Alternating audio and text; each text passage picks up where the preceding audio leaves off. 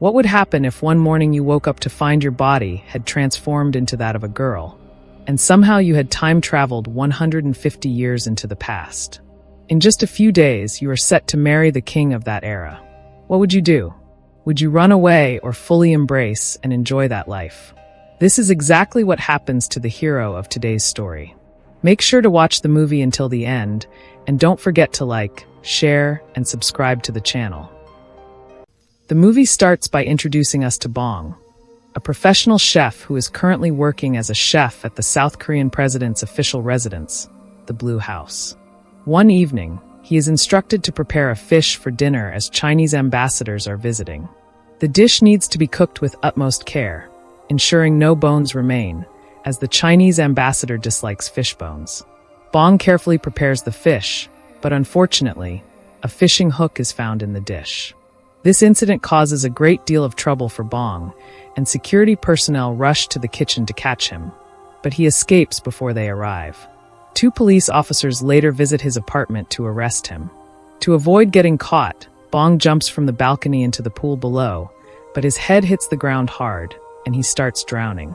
At this moment, a mysterious girl appears and kisses him. Next, Bong wakes up in an old-fashioned house. He feels extremely out of place and strange in his surroundings. When he looks at his reflection in the mirror, he is utterly shocked to see that he has transformed into a woman. For a moment, he believes it is a dream caused by the accident the previous night.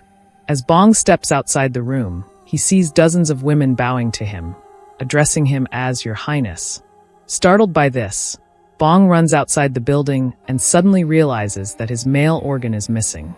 Terrified, he accuses everyone of kidnapping him and performing gender reassignment surgery on him. However, upon closely observing his surroundings, he notices that everything seems to belong to an ancient era, making him believe that he has somehow time-traveled into the past. This realization overwhelms him, and he faints in shock. The next day, Bong wakes up in the palace and questions a servant about his current status. The servant informs him that it is the Joseon dynasty. The year is 1851, and he is now in the body of Kim So-young, a princess. This revelation is alarming but manageable until Bong learns that in a few days, he is set to marry King Cheorin. For Bong, this news is no less than a bombshell.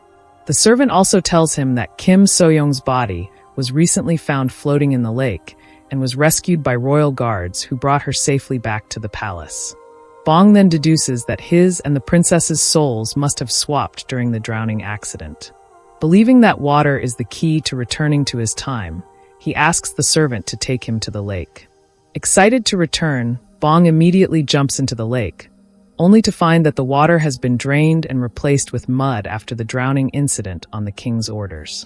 Disheartened, Bong realizes his escape plan has failed, but still believes water is his only way back. Determined to return home, Bong tries to submerge himself in every possible source of water, including dirty mop water, but all his efforts prove futile. Finally, the wedding day arrives. Bong, completely unfamiliar with the customs and traditions of the Joseon dynasty, manages to handle everything with the help of her maid. At night, Bong is sent to sleep in the king's chamber, which she finds extremely awkward. To avoid any uncomfortable situations, she cleverly gets the king drunk. The king, completely intoxicated, falls asleep, saving Bong from further embarrassment. When Bong wakes up the next day, she finds a variety of bland traditional dishes laid out before her.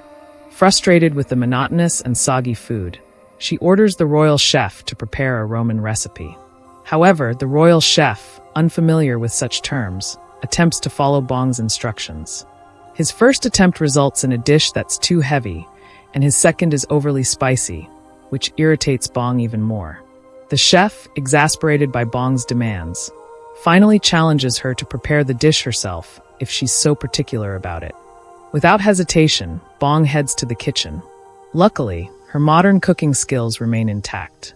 She grabs a knife, twirls it stylishly, and starts chopping vegetables with incredible precision.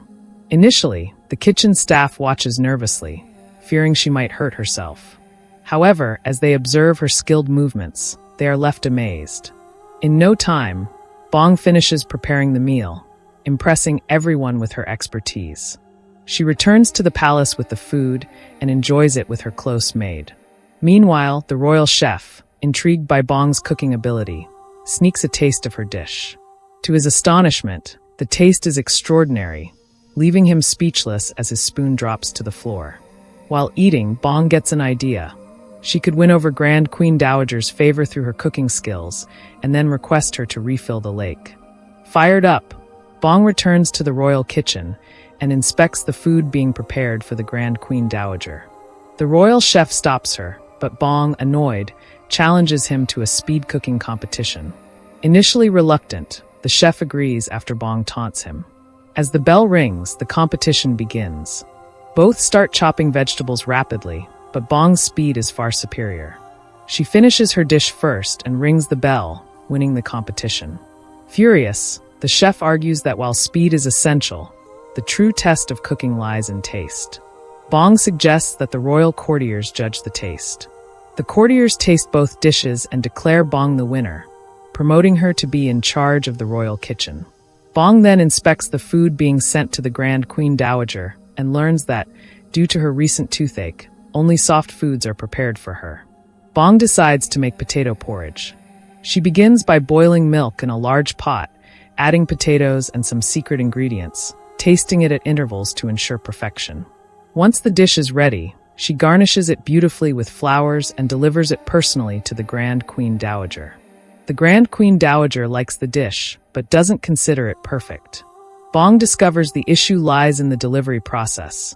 The dish had become cold, and the garnishing ruined during the journey from the royal kitchen to the Grand Queen Dowager's palace. Determined to fix this, Bong immediately instructs the royal engineers to design an insulated carriage box, covered with cloth on all sides to retain heat. The next day, she prepares the dish again and has it delivered to the Grand Queen Dowager using the newly designed carriage. This time, the dish arrives warm and fresh. The Grand Queen Dowager is delighted by the food and sends back empty dishes as a token of her approval. A few days later, the king organizes a grand banquet, inviting guests from across the country. Unfortunately, on the day of the event, the royal chef falls ill. When Bong hears the news, she decides to disguise herself as a male chef and take charge of the kitchen. Upon arriving, she discovers that the pantry is almost empty because the day's groceries haven't been delivered yet. Determined to prove her skills, Bong improvises. She skillfully cuts potatoes into thin strips, wraps them around sticks, and deep fries them until they're golden and crispy. Initially, the guests appear unimpressed by the unconventional dish. However, as soon as they taste it, their expressions light up with delight. Thus, Bong accidentally invents a fast food recipe. The next recipe proves even more challenging. Bong decides to make burgers, but realizes there's no meat available in the kitchen. Undeterred, she creates a patty using beans and vegetables, assembling it into a burger. She whimsically names it McDonaldo, inspired by a fast food chain she knows from the 21st century. Much like the potato recipe, the veggie burger is also a hit among the guests. Bong's final creation is a dessert, jelly kulfi with a twist. She hides small fortune messages in each kulfi, allowing guests to predict their future while eating. She names it Fortune Jelly Kulfi. The unique dessert adds an interactive element to the banquet, making it a delightful success. The banquet turns out to be a massive hit, and the Grand Queen Dowager, who is also in attendance, is deeply impressed by Bong's culinary skills. She offers Bong the chance to make any request without hesitation. Bong immediately asks for the lake to be refilled. The Grand Queen Dowager approves the request and orders the lake to be filled. However, since it's the 19th century, there's no heavy machinery to assist with the process. Servants laboriously fetch water from a distant well, pouring it into the lake bucket by bucket. The process is painfully slow, and Bong becomes frustrated.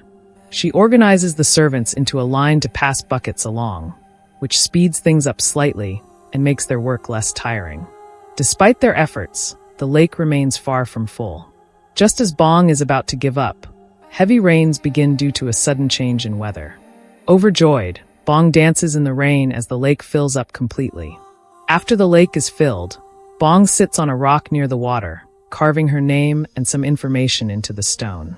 She then jumps into the lake, attempting to recreate the moment she fell into the water at the beginning of the film. The next scene shows Bong waking up in a hospital in the 21st century.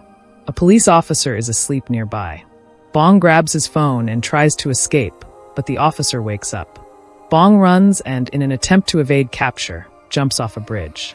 He eventually finds himself in a public library, searching through history books for the Joseon dynasty. To his amazement, he finds evidence of his adventures and smiles, realizing he has become a part of history. The police officer catches up to Bong in the library. To Bong's surprise, the officer reveals that he isn't trying to arrest him, but is actually his security guard. History has changed, altering the present as well. A corrupt officer, who had been plotting against the Chinese ambassador, has been arrested instead. Bong uses a nearby computer to confirm these events. In the final moments of the film, Bong delivers an inspiring message. Even small changes in the past can lead to significant transformations in the future.